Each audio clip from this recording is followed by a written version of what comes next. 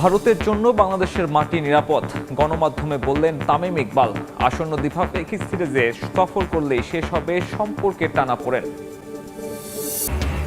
বিশ্বকাপের উদ্বোধনী অনুষ্ঠানে পারফর্ম করা সম্মানের। সময় সংবাদে বাংলাদেশি আমেরিকান সঙ্গীত শিল্পী সঞ্জয় দেব। মায়ের অনুপ্রেরণাতেই সফলতা। I was thinking about my parents and এমন একটা জয়ের পর প্রশংসায় ভাসবেন ক্যাপ্টেন, সেটাই স্বাভাবিক। কিন্তু ম্যাচ পরবর্তী সংবাদ সম্মেলনে নিজেকে নিয়ে কোনো উত্তর দিতেই আগ্রহী ছিলেন না নাজমুল হোসেন শান্ত। বরং জয়ের সব কৃতিত্ব দিয়েছেন তাসকিন আর নাহিদ রানাকে। ব্যাটাররা তাদের ভূমিকা রাখার পর দুই পেসার যা করেছেন তাতে অভিভূত টাইগার অধিনায়ক। ইনিংস ঘোষণা করার মতো সাহসী সিদ্ধান্ত নেয়ার পেছনেও কৃতিত্ব দিয়েছেন দলের দারুণ বোলিং ইউনিটকে। রানাকে বাউন্সার মারলে আবার বাউন্সার খাইতে হবে, সো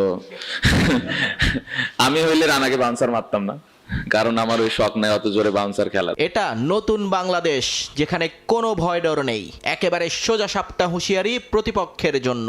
ইট মারলে পাটকেল খেতে হবে, কোনো ছাড় দেয়া হবে না।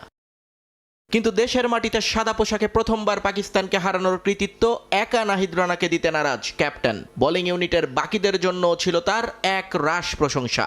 বিশেষ করে বিরূপ পরিস্থিতিতে তাসকিনের স্পেলটাই জয়ের ভিত্তি করে দিয়েছিল বলে বিশ্বাস শান্তর। পরে যে পথে সাফল্যের মুখ দেখেছেন নাহিদ রানা। তাসকিন স্টার্টটা দিয়েছিল, যেভাবে টির পরে এসে বোলিং শুরু করেছে, ওই 4-5 ওভার স্পেলটা আসলে মোমেন্টামটা আমার দিয়েছে, ফলোড বাই নাহিদ রানা। তো রানার আমরা জানি যে ও কত স্পেশাল এবং কত জোরে বল করে, এবং তার সাথে স্কিলটাও স্লোলি ডেভেলপ হচ্ছে। সো অনেক এনজয় করেছে, এবং অপোনেন্ট যেভাবে ভয় পাচ্ছিল ওর এগেনস্টে, এটা দেখতে অবশ্যই ভালো লাগে। টেস্ট জয়ের পরও একটা বিষয় প্রশ্ন তুলে দিয়েছিল প্রেস মিটে, চতুর্থ দিনে মুমিনুলের ব্যাটিং। পরিস্থিতি অনুযায়ী আরও একটু দ্রুত উইলোবাজি করতে পারতেন কিনা মিনি, সে প্রশ্ন ছিল শান্তর কাছে। ব্যাটিং কোচ মোহাম্মদ আশরাফুলের মতোই নিজের সতীর্থের পক্ষে ব্যাটিং শান্তর।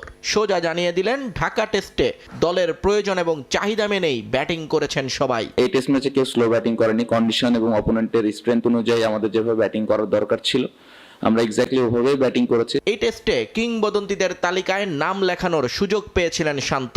তৃতীয়বারের মতো টেস্টে জোড়া সেঞ্চুরির খুব কাছ থেকে ফিরতে হয় তাকে, কিন্তু এ নিয়ে কোনো আক্ষেপ নেই অধিনায়কের। তিনি বরং বোর্ডের কাছে কয়েকটা দাবি তুলে ধরলেন সতীর্থ পেসার এবং টেস্ট ক্রিকেটারদের জন্য। আমাদের পেস বোলারদেরকে আরেকটু ভালোভাবে মেনটেন করা, ওদেরকে আরো কিভাবে মেনটেন করা যায়, এই জিনিসটা আমি বলবো যে ওদের দিকে আরেকটু নজর রাখা।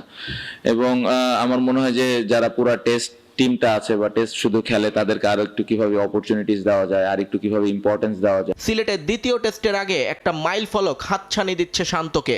লাক্কাতুরায় জয় পেলে মুশফিককে ছাড়িয়ে তিনি হয়ে যাবেন বাংলাদেশের সবচেয়ে বেশি টেস্ট জয়ী অধিনায়ক। দেশের মাটিতে প্রথমবারের মতো পাকিস্তান বধের পর উচ্ছ্বসিত মিরপুর শেরে বাংলা জাতীয় স্টেডিয়ামে খেলা দেখতে আসা সমর্থকরা। শান্তর অধিনায়কত্বের সঙ্গে নাহিদ রানার দুর্দান্ত বোলিংয়ে মুগ্ধ তারা। তবে ওপেনিং জুটিতে পরিবর্তন চান সমর্থকরা। তানজিদ তামিম বা অমিত হাসানের অভিষেকের অপেক্ষায় ক্রিকেট প্রেমীরা।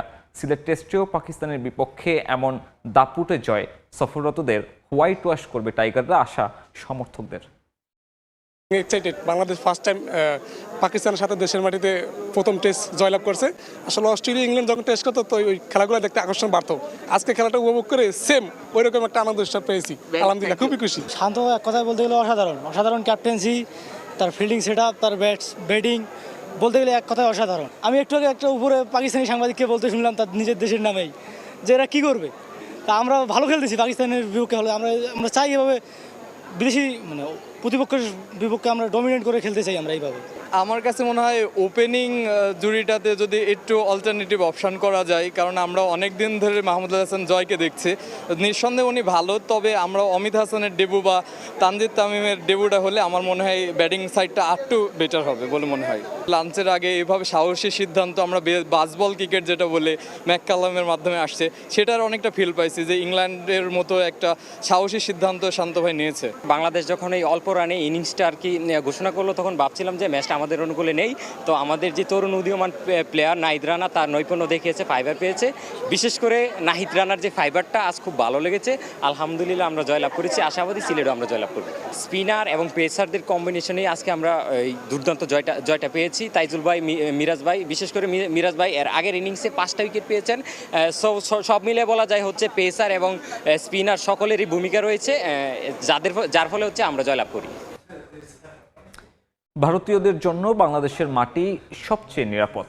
আসন্ন দ্বিপাক্ষিক সিরিজে টিম ইন্ডিয়া বাংলাদেশ সফর করলে ক্রিকেট সম্পর্কে যে টানাপোড়েনের সৃষ্টি হয়েছিল তা স্বাভাবিক হয়ে যাবে। ভারতীয় গণমাধ্যমে দেয়া সাক্ষাৎকারে এমনটাই জানিয়েছেন বিসিবি সভাপতি তামিম ইকবাল। ব্যাটিং রোধে রাষ্ট্রীয় আইন করার ব্যাপারে আইন ও জাতীয় সংসদের স্পিকারের সঙ্গে কথা হয়েছে বলেও জানিয়েছেন তিনি।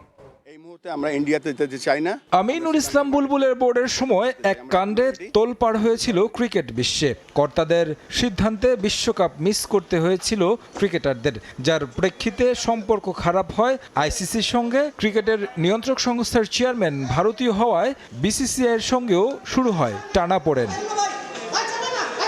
বুলবুলের বোর্ডের এমন কর্মকাণ্ডের প্রথম সমালোচনা করেছিলেন তামিম ইকবাল। বিষয়গুলো নিয়ে ভারতীয় গণমাধ্যম ইন্ডিয়ান এক্সপ্রেসে কথা বলেছেন বর্তমান বোর্ড সভাপতি, যে সিদ্ধান্তকে চরম ভুল হিসেবে দেখছেন তিনি। বিশ্বকাপ নিয়ে যখন সমস্যা তৈরি হলো, সম্ভবত আমি প্রথম মুখ খুলেছিলাম। আগের প্রশাসন যেভাবে বিষয়টি সামলেছে তা ঠিক ছিল না। আইসিসি নমনীয় ছিল, সমাধানের পথও ছিল। আমাদের সেটি খুঁজে বের করা উচিত ছিল। আমরা কোনো আলোচনা ছাড়াই একটি বিশ্বকাপ ছেড়ে দিলাম। ওই দলে এমন কিছু খেলোয়াড় থাকতে পারে যারা হয়তো আর কখনো বিশ্বকাপে খেলার সুযোগ পাবে না।